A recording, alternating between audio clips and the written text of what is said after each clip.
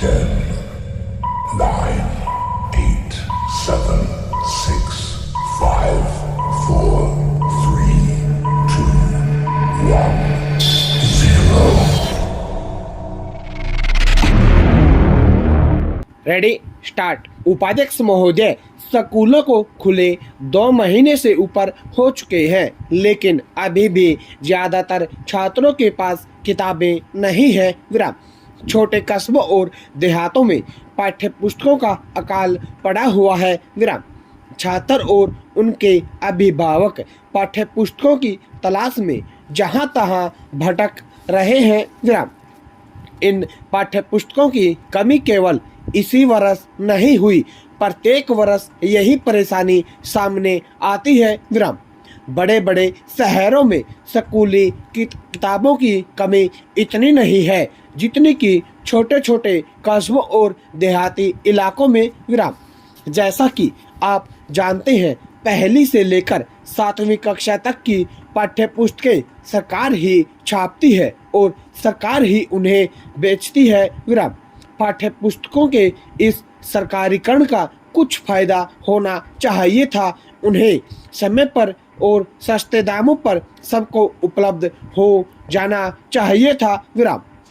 मगर नौकरशाही का अभिशाप इन पाठ्य पुस्तकों को भी झेलना पड़ रहा है और सरकारी दुकानों पर अक्सर पाठ्य पुस्तकें सरकारी डिपो से 7.5% कमीशन पर मिलती हैं। विराम।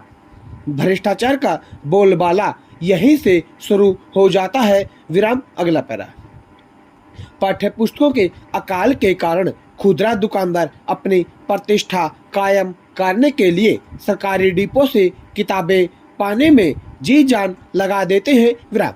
पाठ्य पुस्तकों की बढ़ती हुई मांग को देखते हुए सरकारी डिपो चलाने वाले लोग 7.5% कमीशन अपनी जेब में रख लेते हैं और खुदरा दुकानदार को पूरी की पूरी छपी कीमत अदा करनी पड़ती है। विराम। इसकी कमी पूरी करने के लिए वे अभिभावक से किताबें की ऊंची कीमत वसूल करता है। विराम। यह ऊंची कीमत इस बात पर निर्भर करती है कि अभिभावक उस किताब को पाने के लिए कितना देने को तैयार है। विराम। अगला पैरा। पाठ्य पुस्तकों की इस कालाबाजारी में बहुत से लोगों के निहित स्वार्थ पनप रहे हैं। विराम। इस कालाबाजारी को आसान बनाने के लिए और अभिभावकों को ऐतराज भी न हो, पाठ्य पुस्तकों की पूर्ति में बनावटी कमी की जाती है। विराम। यह सिलसिला छपाई के दौरान ही शुरू हो जाता है। विराम। इस साल का उदाहरण है, कई पाठ्य पुस्तकें तो अभी तक छपकर सरकारी डिपो पर नहीं आई। विराम। अगला पैरा।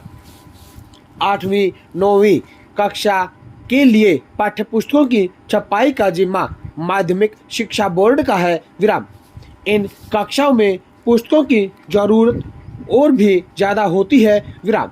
इसलिए कालाबाजारी की गुंजाइश इतनी ही ज़्यादा होती है। विराम।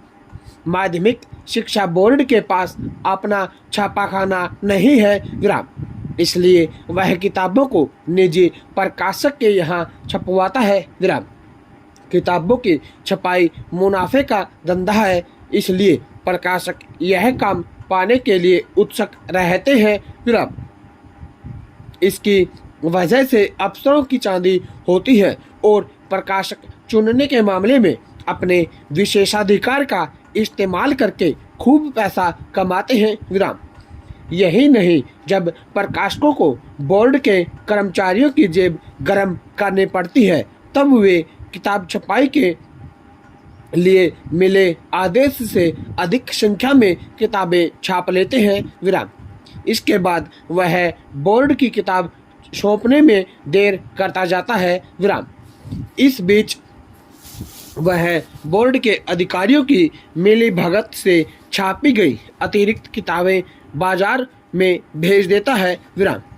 ये किताबें तुरंत बिक जाती हैं और इनके बिकने के बाद ही बोर्ड के दफ्तर में उसके आदेश के अनुसार छपी किताबें अंत में बिकती हैं, जिससे प्रकाशकों को बहुत फायदा होता है। विराम। इससे साफ जाहिर है कि इसमें किसी तरह से निहित स्वार्थ पनपे हुए हैं। विराम। जब तक ये निजी स्वार्थ पनपेंगे तब तक लोगों को अपने बच्चों के लिए न तो उचित दामों पर पुस्तकें उपलब्ध हो सकेंगी और न पुस्तकें आसानी से मिल सकेंगी। विराम। स्टॉप।